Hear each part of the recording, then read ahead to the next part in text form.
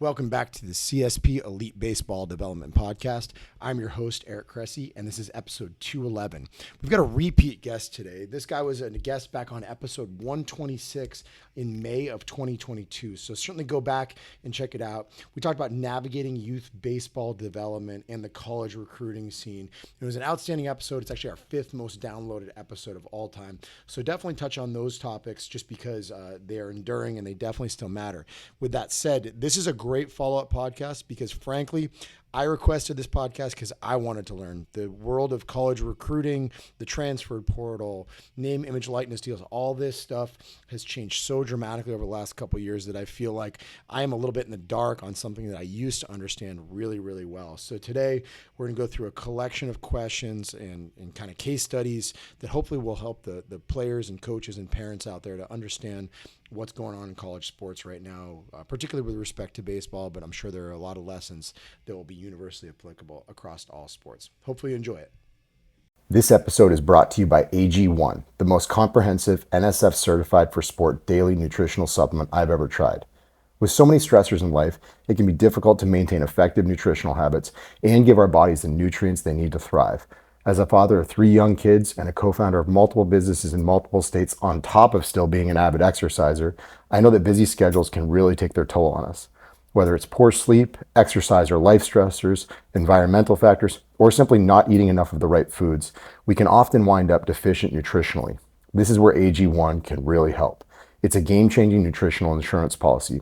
They simplify the logistics of getting optimal nutrition on a daily basis by giving you just one thing with all the best things. That's why I use it daily, as do several of my family members, and we recommend it to a lot of our top athletes.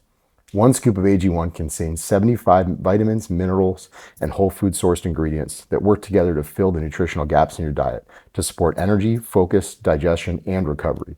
And this can all happen for less than $3 per day and without taking multiple products. While most nutritional supplements come to market and stay stagnant, AG1 continues to obsessively improve this one holistic formula based on the latest research, producing over 50 improvements in the last decade alone.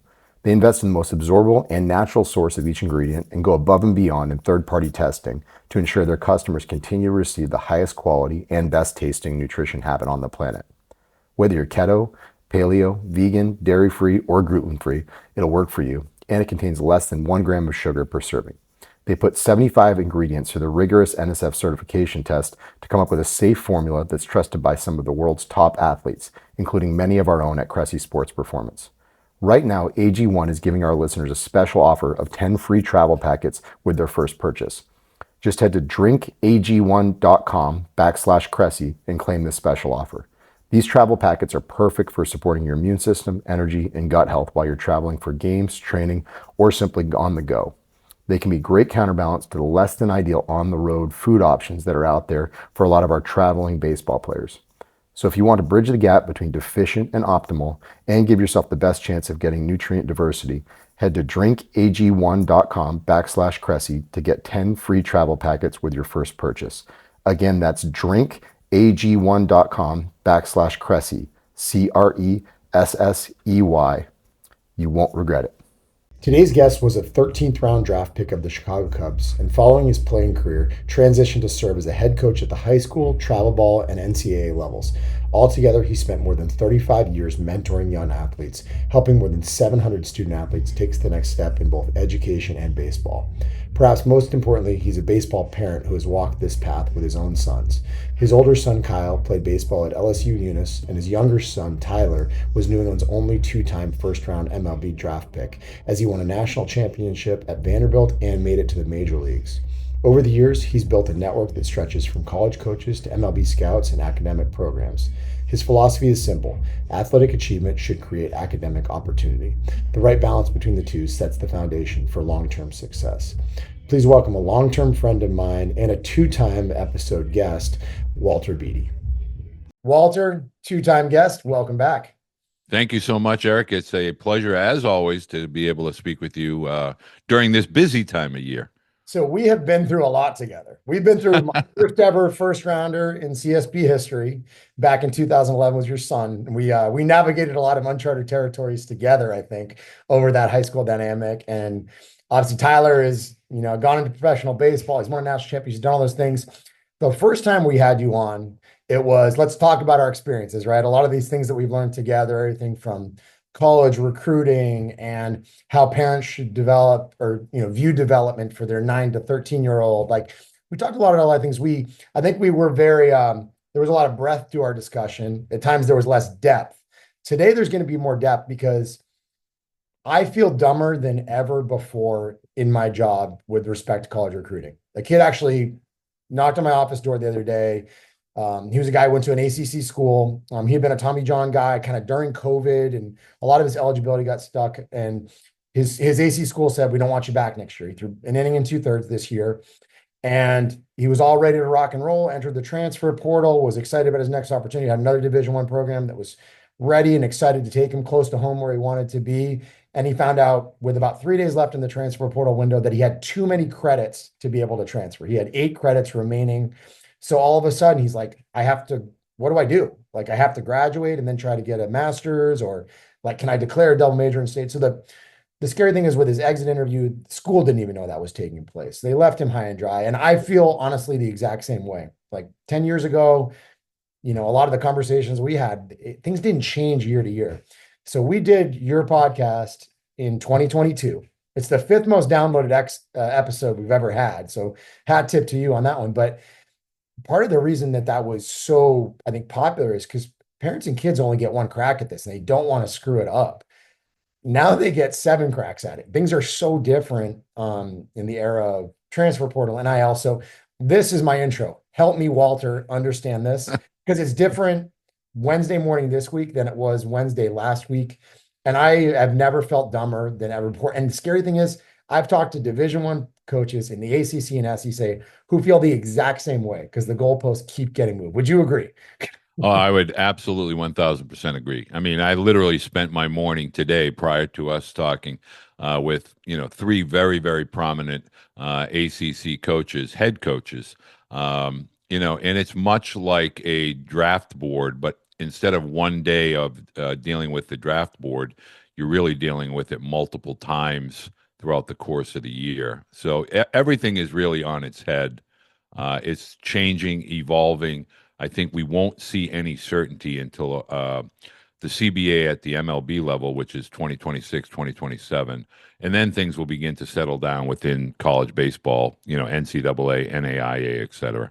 Yeah, the opportunity cost is just it's present and it's bigger than ever before, right? Like there's obviously money available, not just going college versus pro, but once you're out of college, everyone is looking to capitalize more on it. And I think loyalty is kind of a thing of the past right now with just the dollar amounts that are being thrown around. Yeah, I don't think loyalty has any um, part of the college baseball experience. And I mean that when most people hear me say that and they think, oh, you're talking Power Four, you're talking NCAA Division One. No, I'm talking JUCO through the NCAA Division Three, Two, and One, the NAIA schools. It's raining players in the NAIA. All you have to do is look at LSU Shreveport. They went 59-0, which is unheard of in baseball, but they did so largely due in part to all the Division I, Division II talent that they were able to get out of the portal. So really, if we're really all being honest, other than the P4 schools, everybody else is now a JUCO. Everybody, meaning it's a one and done. It's an NBA, NCAA Division One. You go to school for a year, you see what kind of video you put up, what kind of resume you put up, and then you shop it.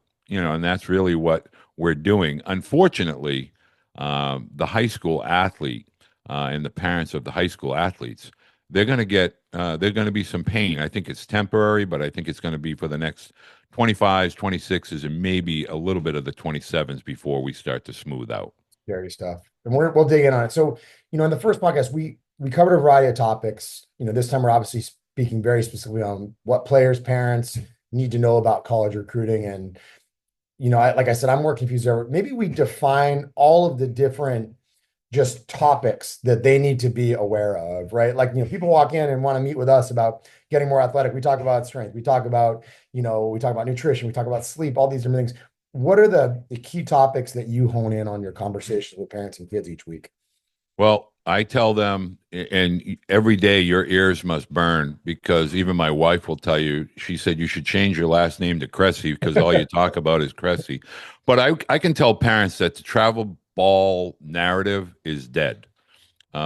Really, if we look at the top flight baseball college programs, almost to a T, most of those now are doing this development time period between, let's say, June through December, and then they have their playing season. And then in the playing season, there's still a massive focus on the strength, the nutrition, the sleep. So if they're doing that at that level, and then obviously they're doing that at the professional level, at some point the high school athletes have to begin to understand really, we don't need to worry about college recruiting until our rising senior fall.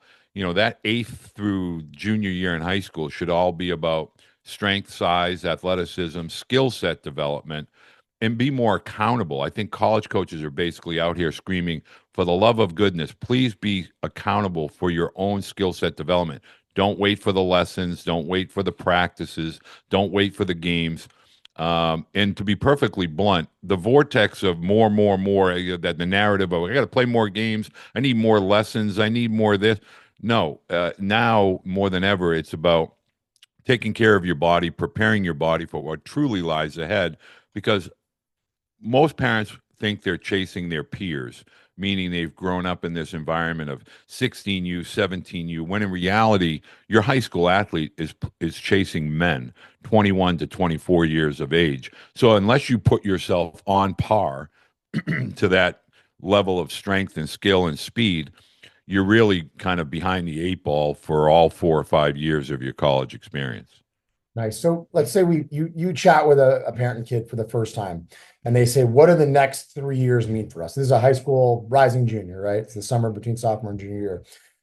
What do they need? I mean, obviously, they need to know about that aspect of it, physically being better in baseball. What do they need to know about the business of baseball that's going to smack them in the face? And for the sake of this conversation, let's not talk about maybe a kid that's a potential pro player. Maybe this is a kid Right. that's going to a Big East, or maybe they'd be the 32nd man on an ACC roster or something to that effect.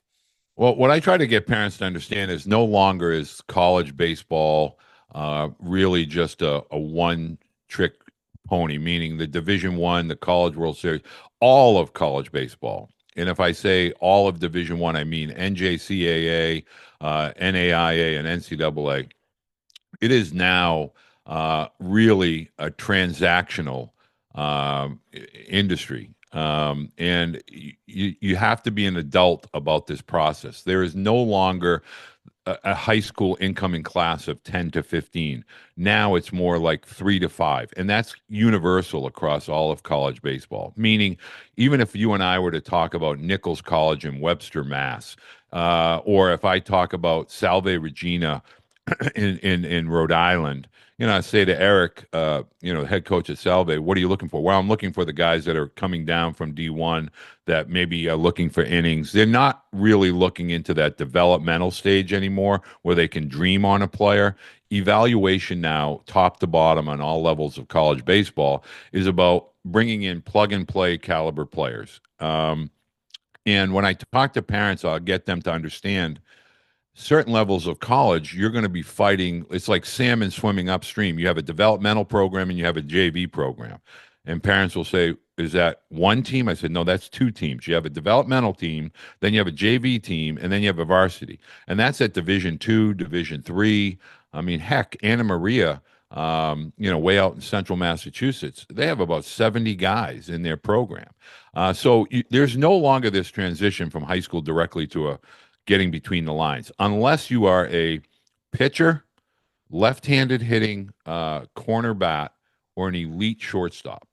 Those are the only three kind of. Everybody else falls into, yeah, Walt, they're a dime a dozen. I can go into the portal. I can go here. So when I talk to parents, I get them to begin to understand the reality is there is no easy transition from high school to college. Those days are done. You're not going to sit on you're not going to sit on a bench. You're not going to be redshirted. So if you're not mentally prepared for that first 2 year period of college where you're probably not going to get any regular playing time, then you shouldn't be looking at that school. You really have to understand the skill set level at Division 3 is as good as Division 1. It's really going to boil down to academics and athletic opportunities, and that's your recruiting. Mid 80s, 7.2 runner. Those guys really are going to have a difficult time finding, opportunities to get between the lines, at least early in their initial college career. The ones I honestly feel really bad for? I feel bad for the young, enthusiastic coach that's actually really good at their job, and they develop a guy and they lose him, right? Like the D2, D3, guys who get poached every year. Like we both know there's some rosters that are, 10%, or sorry, 10 of the 34 guys transferred up from D2 or D3 because, it was just that much easier to do it. And we also, I think, a lot of those Division 3 schools, those NESCAC schools, some of those high academic schools, like you're seeing a kid that might walk away from probably a better education to go and chase that opportunity. I feel for these coaches that actually do a great job with a player. Maybe it's their stepping stone as a career too, but you see players that are just like one and done and they got to start all over again. Yeah, I mean, I've talked to so many guys up here. Chris Shank at Southern New Hampshire. You talk to a lot of the D3 guys, whether it's at Salve or Endicott. Those guys know now more than ever that the entire landscape of college baseball is nothing more than a JUCO. It's just and every coach will use that jargon. They'll say to me, "Hey, Walt, it's part of the process now. We have to live with it." Do we like it? No, but we have to be respectful. And they actually use it in their recruiting, because they'll say, hey, look, we have guys that go to UConn or BC or, even into some of these Dukes and, UVAs. And when you speak NESCAT, they know, hey, you're at Bates, you're a starting center fielder. You run a 6'7", 60, and you get 92 in the arm from the outfield. Yeah, Richmond is probably, Mick Aoki is going to want you. So they understand now that it's part of the allure from a recruiting perspective, where they may never have been able to get that athlete before. Now they get them all with the kind of the understanding that, hey, if I do well here, chances are I'm going to, at worst, I'm going to leave to get my graduate degree at the next level. So I'm gonna ask a long question that'll, I think, fit right into your skill set and your experience. So this is probably 6 or 7 years ago. I remember reading an article. It was on SBNation.com, and they talked about the average NBA roster. It turned over 40% every year, and it was alongside the time when like load management really became a thing. And basically, what was happening is the NBA was becoming, shoot 3-pointers from midcourt and run a couple pick and rolls. The basketball got really ugly, and no longer were the days of like Ginobili and Parker and Duncan like all knowing each other really well, same coaching staff, where there was a very, very meticulously drawn up playbook and everybody kind of knew each other's tendencies. So one of the things they talked about is they think the NBA actually, they had less back-to-back games so that teams would actually be forced to practice. In the era of super teams, they had to do something to preserve the quality of play. And there were, trickle down effects of trying to keep guys healthy. I guess my question for you is, when every team is a one and done, have you seen uglier college baseball as a result of this? Like, do you not see double plays being turned? Do you not see guys backing up bases the way that they should? Like, what's the quality of play implication in your eyes? So absolutely is the exact opposite. And so if we're all going to put in our truth serum, to be honest with you, all these coaches at every level are basically saying the older guys are more skilled and the quality of play is increasing. And so therefore, if the quality of play is increasing, it becomes a better product, to promote via the internet and obviously television, radio, and so forth. So these coaches are going to say to you, okay, would I rather have a 22 or 23-year-old middle infielder or an 18 or 19-year-old? And while there are still schools that will roll out freshmen, I spoke to Georgia State yesterday, they do that, but the quality of play is vastly improved at the collegiate level. Again, all levels, all divisions. And so these coaches are beginning to understand, like, hey, man, I get paid to win. If I put a good product on the field, and I am, very productive, all you have to do is look at Wright State, Murray State, Arkansas, Pine Bluff. They had older guys that they, brought in through the portal, and that's going to improve their program. And so now what you have is an industry where it all begins and ends with the MLB, the draft reduction, the number of draft slots are now few and far between. Also, those kids that used to sign rounds 10 through 20, hey, I can make 180,000 playing in college. I don't need to sign. So the quality of play has really improved.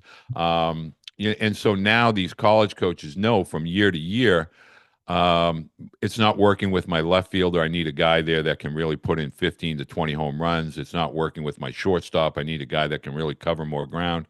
So the quality in play is really enticing the college coaches to basically say, okay, at the end of the year, when I go through my exit meetings, I'm clearing out 10 spots. Or I have 5 guys that are going to walk into the room and say, look, I didn't play enough. I need to go. Okay, thank you very much. And they look at it as, okay, now I have to reconstruct my roster.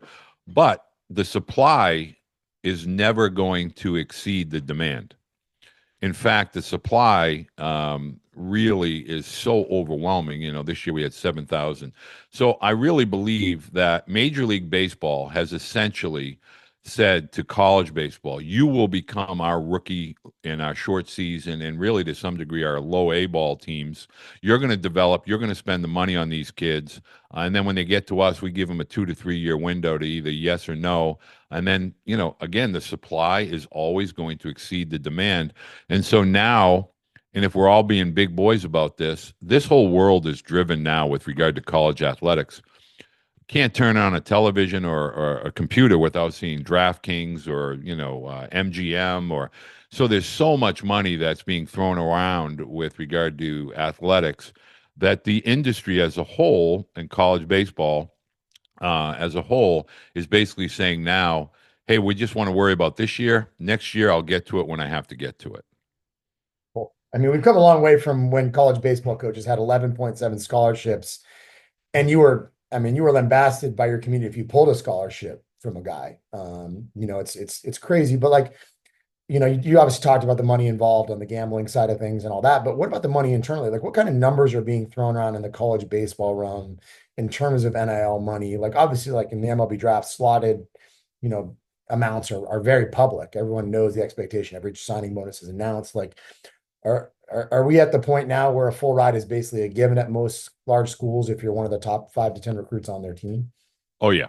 Keep Yeah, I going. mean, Sorry. so the full school, for me as a dad back in 11, 2010, 2011, my sole goal was to get, a degree, a fully paid for degree, and that was my sole kind of purpose. At a prestigious Now, university too. It wasn't just a degree. It was right, exactly. yeah. And now, because all scholarships are not equal. If I talk Vanderbilt, Duke, UVA, Wake Forest, et cetera, that's $75,000, $80,000. Whereas if I talk LSU or Florida, out of state, maybe 25 to 30.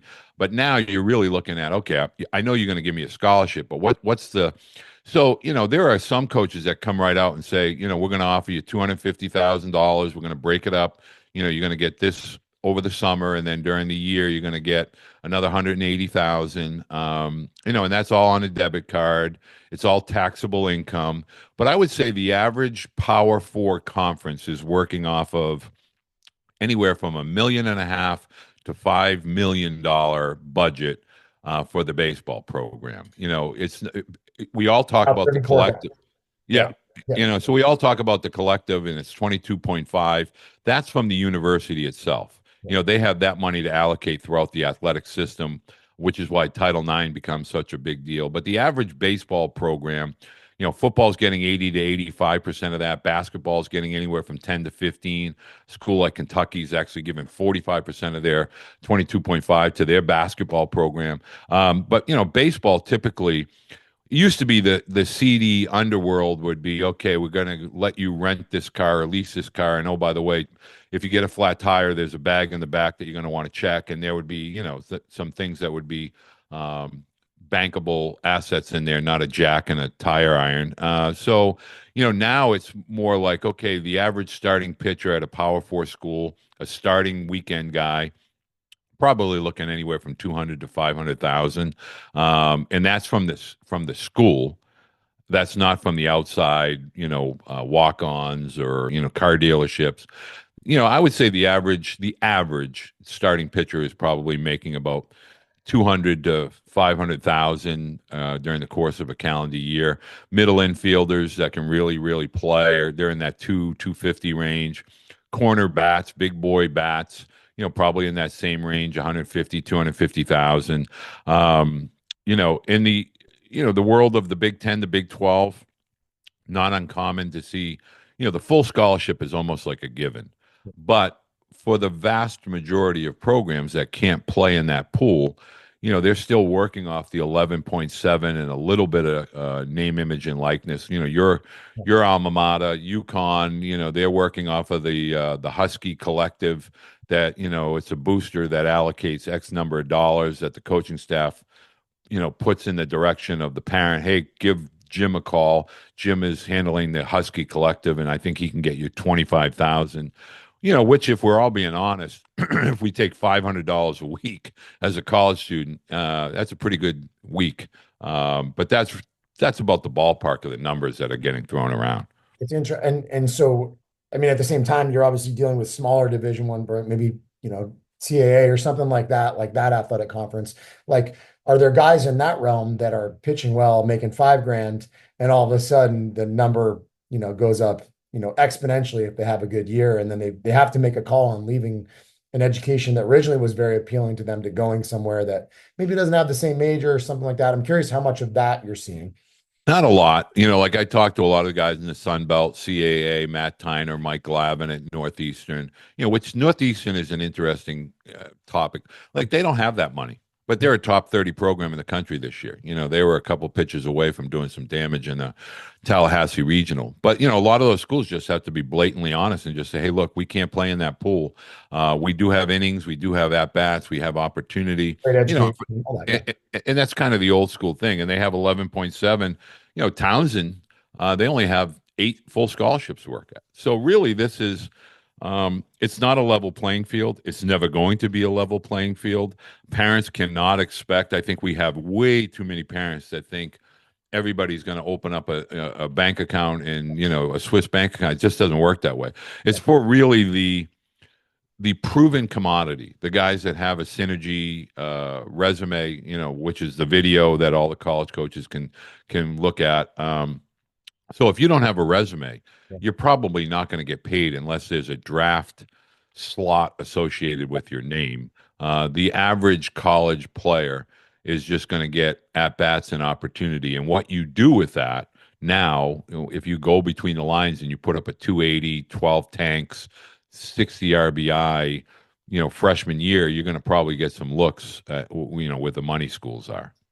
Let's talk to maybe the timelines that high school kids and their parents need to understand. Like, obviously, I think all this tells us, like, committing as a 14-year-old is off the table. Just don't make that decision because we know that was a bad idea in the past, and it's probably an even worse idea now. But if you're a high school and kid and parent, like what timelines do we need to know about? What should happen and when should it happen? Well, first of all, I want to put the August 1st deadline of the rising junior year is just not what it used to be. It does not have the same appeal or sizzle.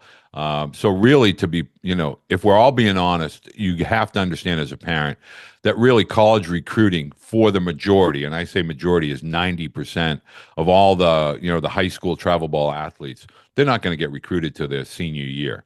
When there's a physicality or there's a skill that's just getting louder and louder. So parents need to understand you're not competing with the other high school athletes. These rankings and all these things that are fictitious and always have been fictitious, they really have absolutely zero bearing. It's more of, okay, I need arms. So if you're a pitcher, you're always going to have some level of demand. And if you're a big power bat, particularly from the left-hand side. So timelines now are really going into the rising senior fall is when things are going to begin to get really aggressive if your student athlete has skill. The monitoring, the old days of the Worldwood bat going into Georgia or Florida, now it's more reliant on East Coast Pro. The 3 big events of the year, East Coast Pro, Area Code, and the PBR, Futures event, which is going on this week down in Georgia. Those are really your preeminent summer programs. So, and then obviously Fort Myers and Jupiter in October is kind of where coaches are getting that initial flash of who might be somebody to follow, who do we want to monitor. But really, high school parents and high school travel parents have to begin to throw away the old narrative of college coaches kind of actively recruiting a high school sophomore or high school junior. Really not happening. Unless you are one of those guys that has a major league tool, a projected major league tool, everybody else is just going to have to wait until senior year. And then you're going to have to recognize you're no longer competing with the other members of your high school class. You're really competing with, a current college freshman who's entering. So let's say you're a senior this year and you're getting recruited. Well, unbeknownst to you, there's a freshman at a mid-major or a Division II school that's about to get playing time next year, and he's going to put out this resume, and now you're competing against that guy. And so you have to begin to understand that travel baseball, that narrative of that being the yellow brick road, it's no longer applicable. You have to begin to understand that you have to work in silence and create that loud skill set that is going to be there. And your calling card either has to be one of three things. One, you either have to have a physicality. Two, you have to have speed. And then three is skill. And if you don't have that college speed, size, or skill, they can't afford to dream on you. They're not really becoming a developmental model anymore. It's more of, okay, I have a 34 cap at Division I have a 36 cap at Division II. NAIA is becoming more appealing because now you can go work out for them. You can literally roll onto a campus. So from a timeline perspective, parents want to know from 8th grade to junior year, you need to be kind of working on all those attributes that would make you, I guess, for lack of a better word, marketable for a college program. And then you have to begin to say to yourself, okay, I need to find the right fit. I need to find the fit that's going to get me between the lines at the earliest possible opportunity. And everybody is a JUCO over and above the P4 schools. I'm going to throw out a completely yes or no answer for you. Is a showcase before the age of 16 a complete waste of money? Emphatic yes. Okay. It's a total 100%. You are basically taking money, lighting it on fire, and just watching it burn.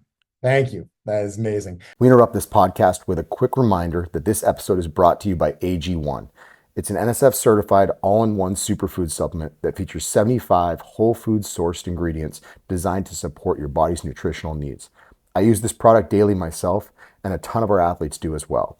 Head to drinkag1.com/Cressey and claim my special offer of 10 free travel packets with your first purchase. AG1 gives you peace of mind that you're covering all your nutritional bases. Again, that's drinkag1.com/Cressey, CRESSEY, and you'll get that special offer. So let's talk about the current college player. Because that's the one I feel like I've had the most questions from, guys that, maybe were banged up and needed the summer to heal up or whatever it was. Can you explain, please, the transfer portal to me like I am 5 years old? Like, what's the right way to enter the portal by not burning bridges? How do you make the process as efficient and painless as possible?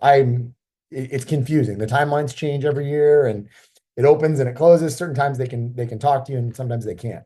Well, the portal, in a nutshell, there are two windows in the portal. One is after the completion of the fall. It's really December 1st is now the date that everybody's going to get. So you have a window there. You cannot laterally transfer at that point from Division I to Division I in December.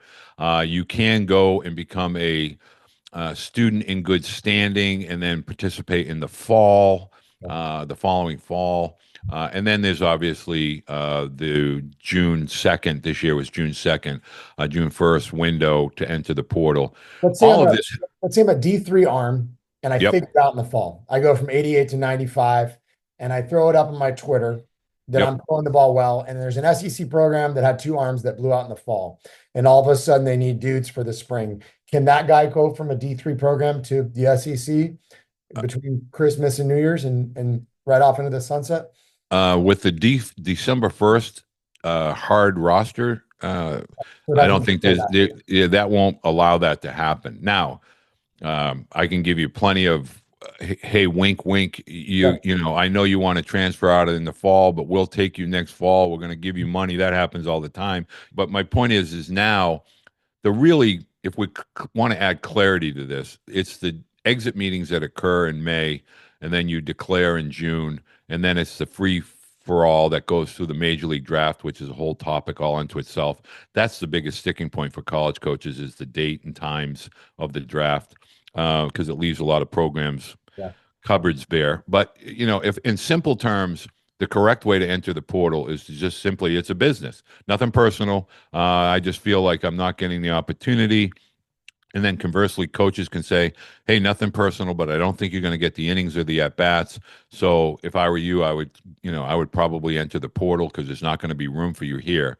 And that's really how it's become. It's really become coaches and athletes having a exit meeting where there's clarity. Now, a lot of coaches will enter the exit meetings totally blindsided. Some young guy will say, Coach, I really thank you for the opportunity, but I hit 268. I got 12 home runs, and I think I can be a better SEC, ACC, pick your conference of choice.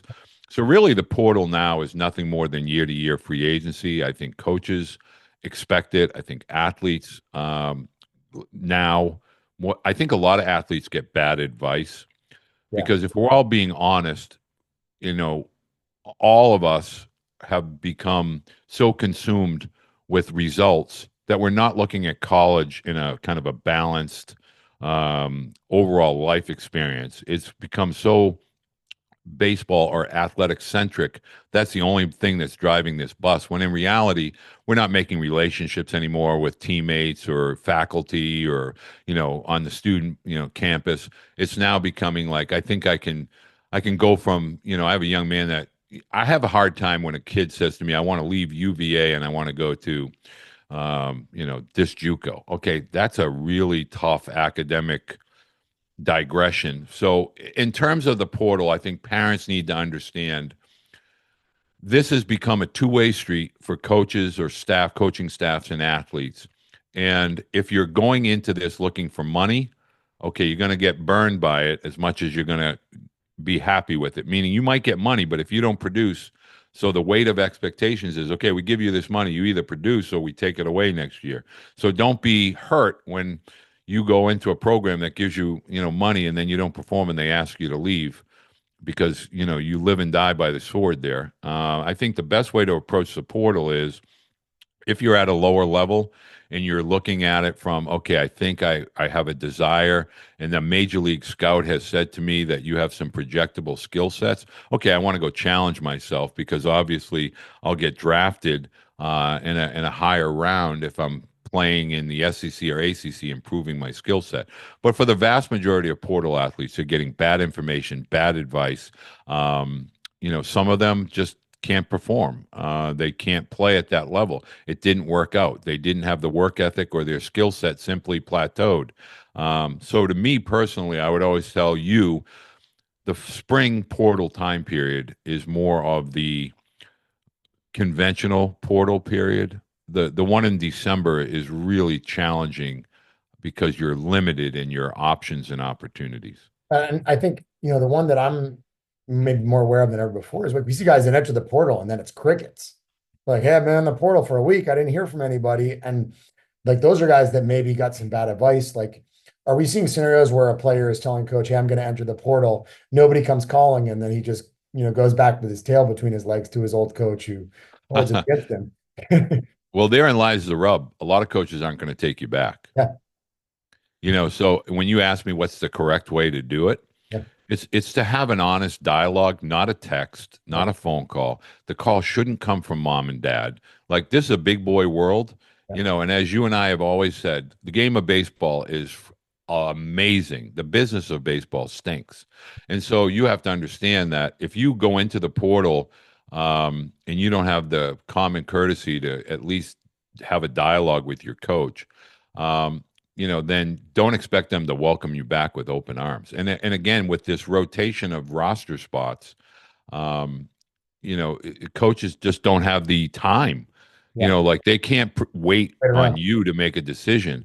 And I think a lot of like this 7,000 portal guys, and the Division II guys, unless you're playing at a Sunshine State Conference, really hard to go from Division II, Assumption, St. Michael's, to a Division I program, unless you're a guy on the bump, 90, 94 Yeah. with a plus secondary. So I always try to get parents to understand if you're entering into college with the whole anticipation of going into the portal, that's a bad start, Yeah. really bad start. Where your feet are.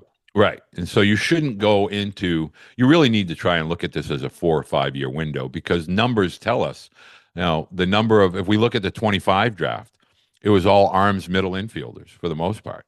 So if they're getting, taken out of the college game, they got to be replaced and it's arms and middle infielders. And so all the other guys should just be looking at this as, hey, I found a great fit. It works for me academically. It works for me geographically.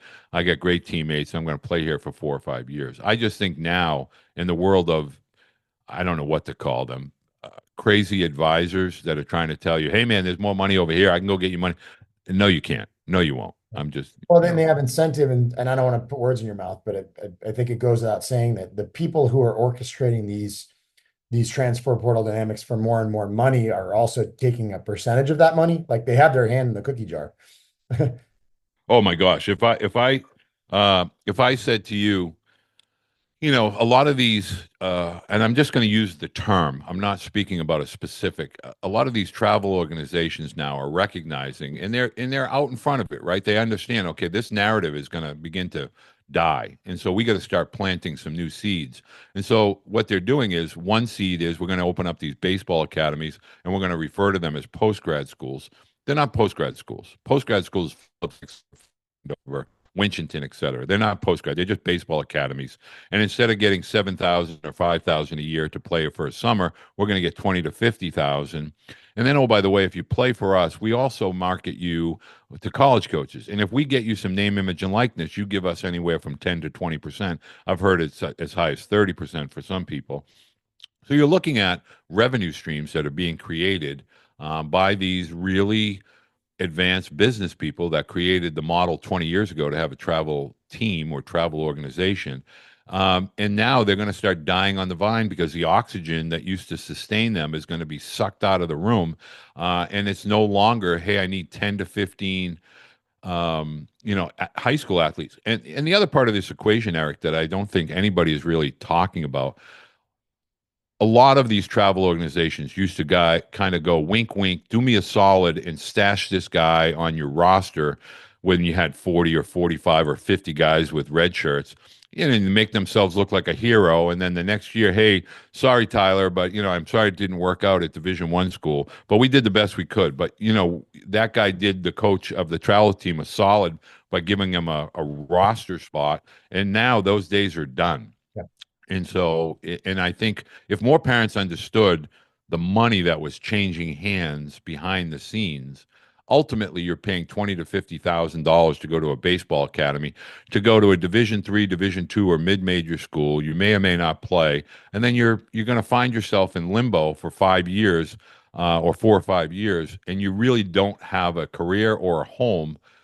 And oh, by the way, the credits that you alluded to in the top of this conversation, they're non-existent. They don't transfer from school A to school B. You got to retake this class.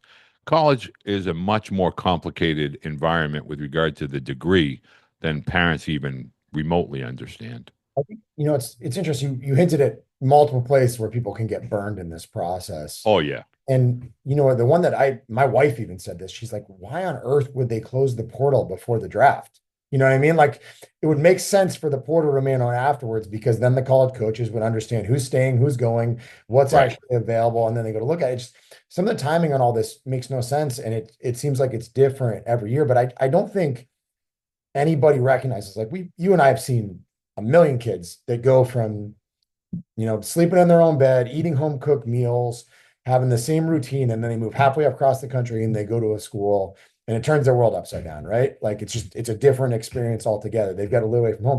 And we're asking them to do it 9 months later. You know what I mean? We're basically re-upping it over and over again. That's happening a ton. Just the number of utter disasters are going to increase, just by the nature of shifting environments over and over again. When more people transfer, more people get burned with random things that come up that you would never possibly foresee. So it's a very weird time. I'm sure you would agree.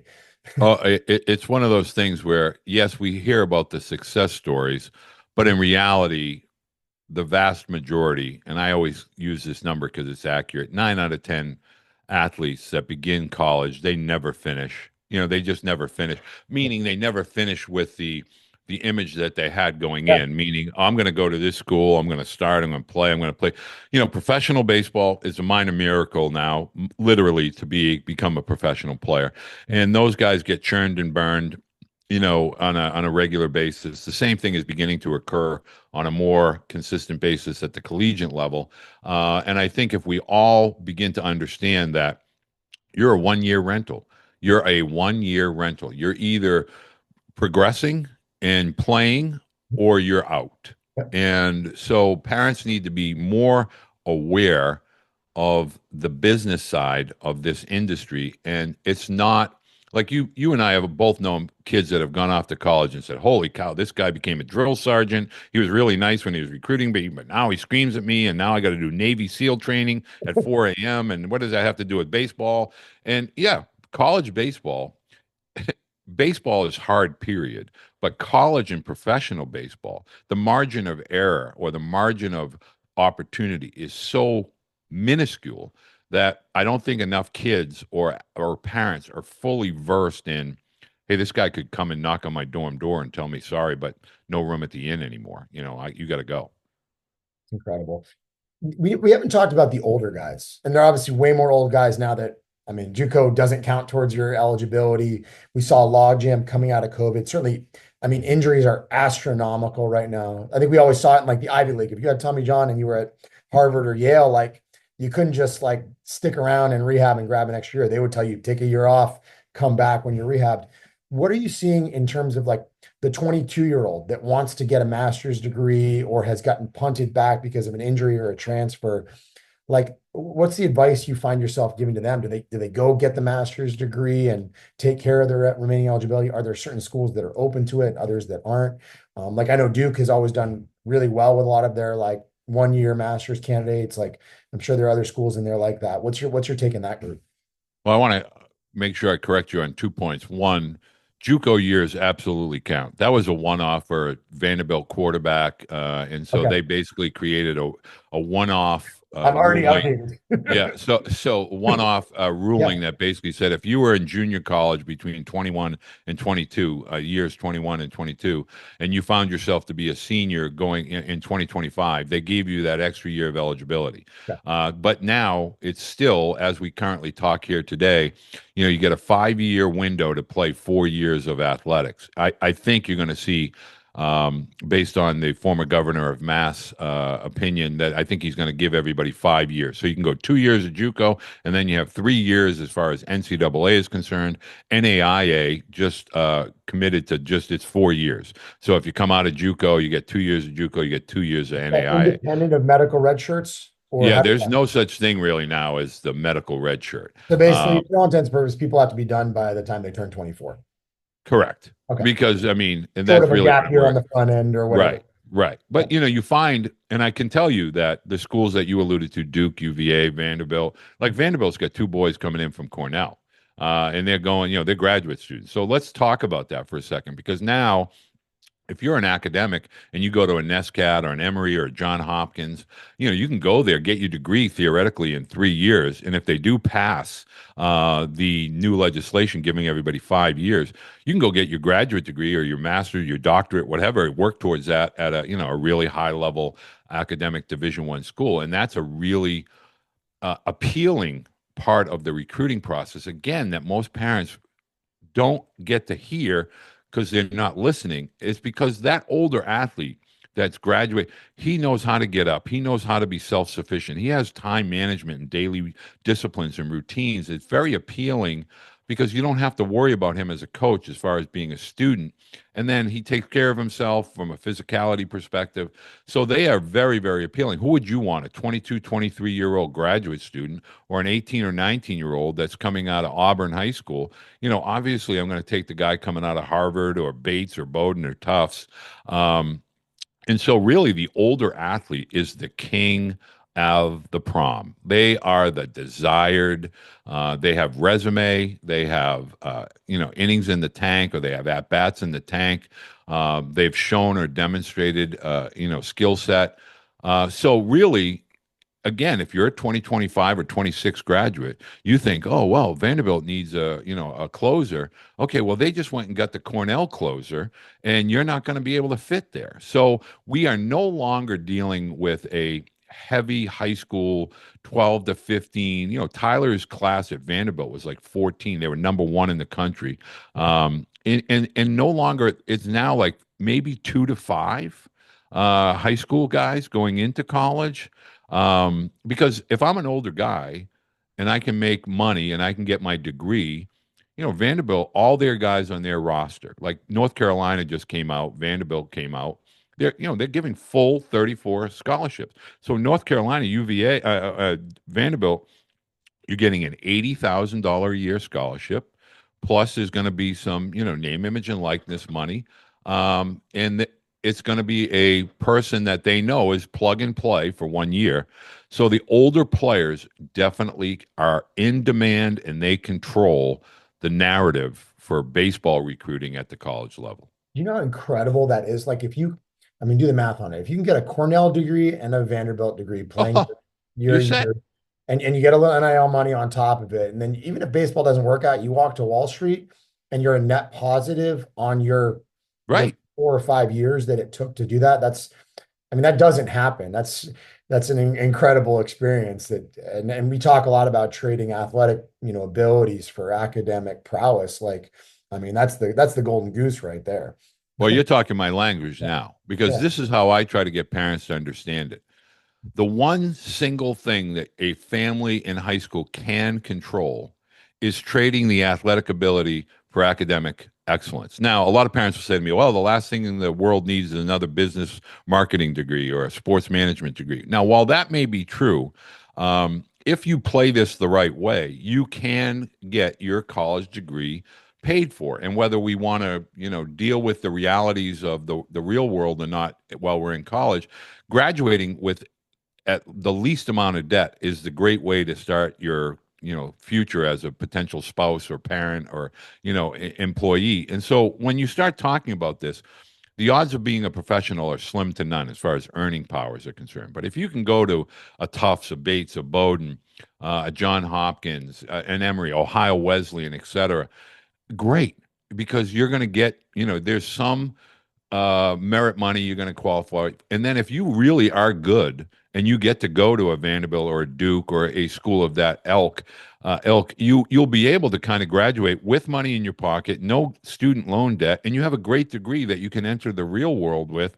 And oh, you got a great story to tell. But more people are looking at the fantasy of baseball as opposed to the reality. And you and I both know the realities of professional baseball or college baseball. It's hard. It's really, really hard. And I don't think enough people are out here telling kids or student athletes this game is really humbling. And until you see a big league slider, like, oh yeah, you hit 480 in high school, you go to the SEC and this guy's throwing ungodly 2-0 sliders and changeups and breaking balls. You're not going to get the cookie that's middle in that you can hammer into left field and do the whatever they call that dance now they're doing at the, aura dance or whatever it's called. So it's really about whether you're a great student, a good student, a decent student, getting into college, getting the college experience, living those 4 or 5 years, learning what it takes to be an adult, and then being able to say, hey, I had a heck of a ride playing baseball, but now I'm ready for the real world. Yeah, and it's so different. When we talked, call it random 2013 conversation in the office, we honestly counseled people away from the scholarship dream. It's like, hey, you're probably getting 25%. Like, let's be a realist on this stuff. Like, there were what, a dozen full rides handed out nationwide every year. It was, you were basically, that was them trying to buy a first rounder out of going to pro ball. And I look back on my own college career. I did a double major in undergrad and then got a grad degree, and I still graduated with about 50 grand in debt. I worked all the way through college. I bartended, I personal trained.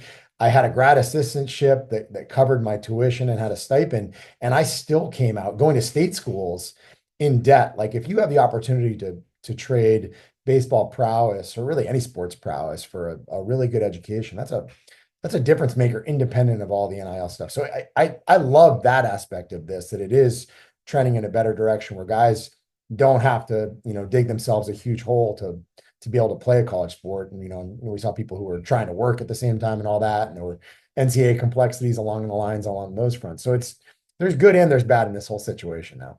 Yeah, I'm just going to share a quick story with you. I had a student athlete from Texas, fairly affluent family, and valedictorian of his high school class, good baseball player.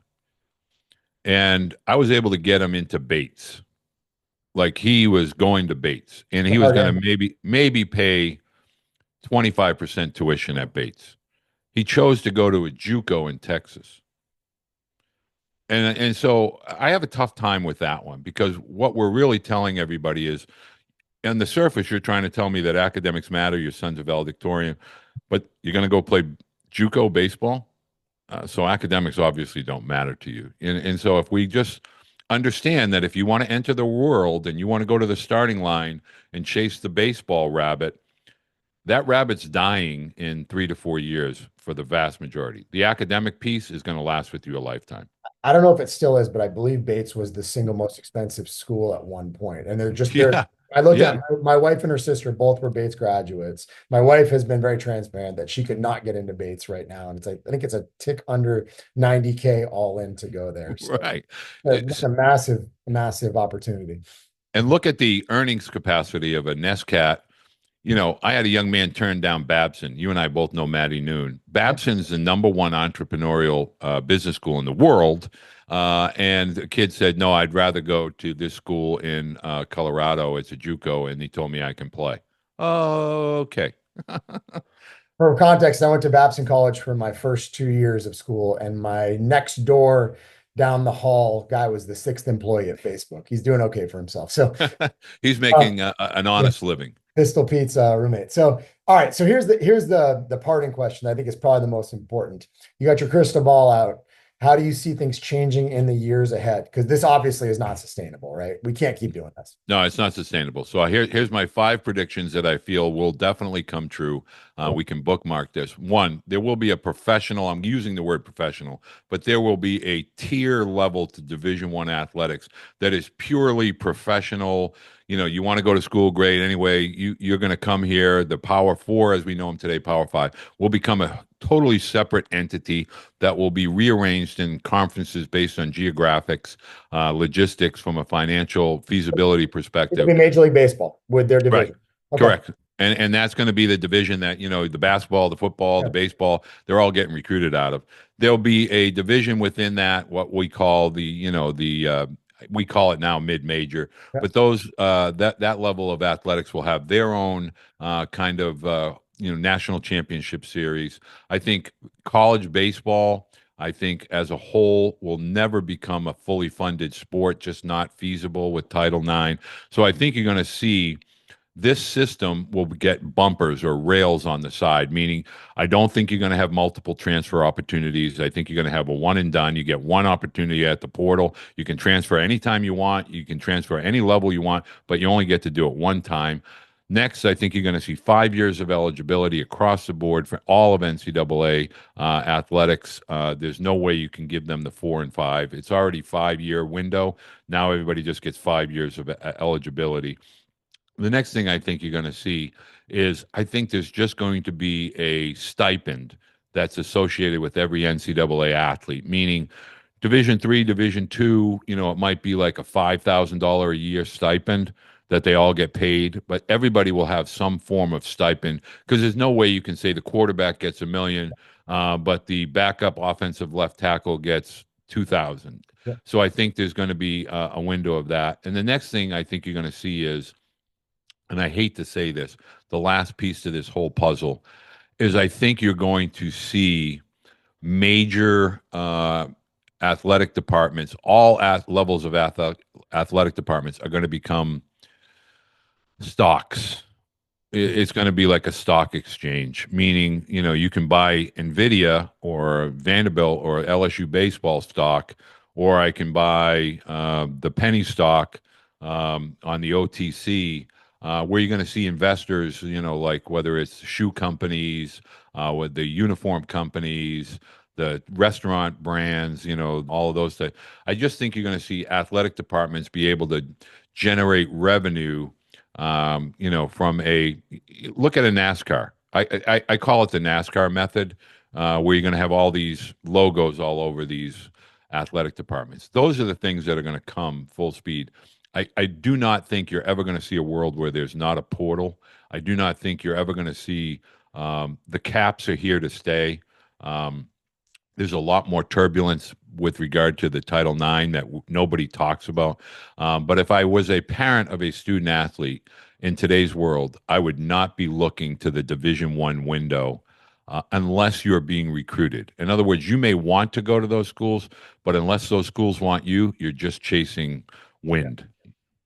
And we both know who those players are, that are good enough. They jump out of the crowd really, really quickly. You know who they are as sophomores. They clearly have that upward trajectory. But then we have a lot of kids where we have to have conversations 18 months later where they're rising seniors throwing 84. And it's like, hey, you're not good enough. And Well, at some point, parents need to do three things right away. They need an evaluation, a real, honest to goodness, no skin in the game. Don't go to your travel coach. Don't. You need an evaluation. If somebody can't say to you, like a Ray Fagnan or Matt Hyde, can't say to you, okay, look, this is where you're at. This is where your skill sets. This is how you measure up. So the evaluation is key. Next is you got to have a game plan. You have to understand the world of college athletics, no matter how you slice and dice it: strength, size, speed, and skill. If you don't have at least two of those four, you're not playing in college. And the last thing you have to understand is you're not going to get paid $1 million to play a college sport. It's as simple as that. If you have somebody that's offering you a spot, gone are the days where you can discard Division III or Division II or JUCO. If somebody's calling, if your phone is getting a call or a text, answer it, go visit and check it out, because those opportunities are about, that window of opportunity gets smaller and smaller every single day. Very good parting wisdom. I mean, a lot of nuggets, and I'm gonna have to go back and listen to this a few times myself. And I hope by the time I publish that all the rules haven't changed.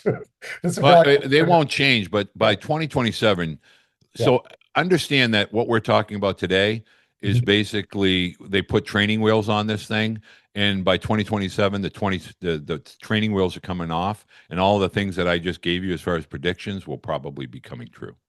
We will book a follow-up episode, first three-time guest in 2027. 2027.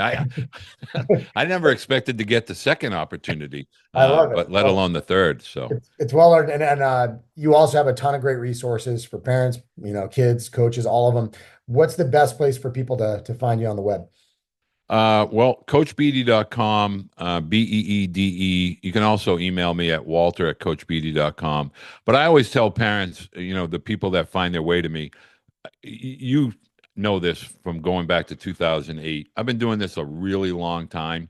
And, every class I've ever worked with, meaning every graduating high school class, all those boys end up in great academic schools. They have great academic and athletic careers. So I can hang my hat on that. I don't work with, everybody, but the people I choose to work with, we definitely get to where we want to go. Terrific. Well, I appreciate your time. Always good to catch up, and we'll look forward to 2027. Best of luck to you and Mrs. C down in Jupiter, Florida, and I look forward to talking with you in 2027. Terrific. Thanks so much.